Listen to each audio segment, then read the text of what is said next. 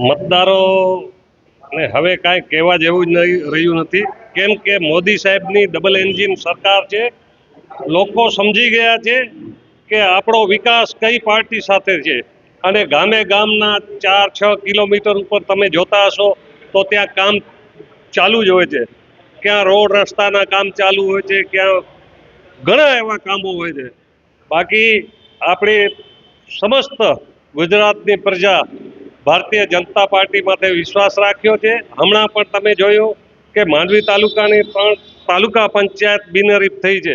એ બિનહરીફ કયા કારણોસર થઈ છે એનું આપણને ખ્યાલ આવે કે ભાઈ વિકાસના માર્ગ ઉપર જ્યારે આ પાર્ટી જઈ રહી છે, ડબલ એન્જિન સરકાર છે, ત્યારે આપણે આ બિનહરીફ થાય છે. એનું એક કારણ તો એ છે કે સામે પાર્ટીને ઘણી જગ્યાએ ઉમેદવારો પણ નથી મળ્યા, અને મળ્યા છે તો એમને રાતોરાત બીજે રિસોર્ટમાં એમને રાખવા પડ્યા છે. એવી સામેવાળી પાર્ટીની હાલત થઈ છે. આપણી ભાજપ સરકાર એવા કાર્યો કરે છે કે જ્યાં નાનામાં નાના માણસ સુધી પણ કાર્ય પહોંચે છે. નાના માણસ સુધી અન્ન યોજના, અન્ન કલ્યાણ યોજના, એવી અસંખ્ય યોજનાઓ મોદી સાહેબે કરી છે, અને ઘણા બધા માણસોને રોજીરોટી મળી રહી છે.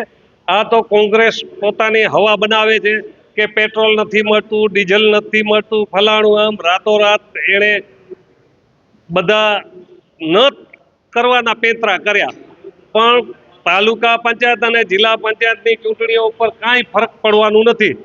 એમાં ભાજપનો વિજય થવાનો છે, અને જબરજસ્ત વિજય, ન ભૂતો ન ભવિષ્યથી. એવું 20 તાલુકા પંચાયત અને 4 માંડવી તાલુકાની જિલ્લા પંચાયતો અમે જીતી અને બતાવશું, અને એ 20 કમળ આપણા તાલુકા પંચાયતમાં ખીલી ઉઠશે. બસ એટલું જ. ભારત માતા કી જય. વંદે માતરમ.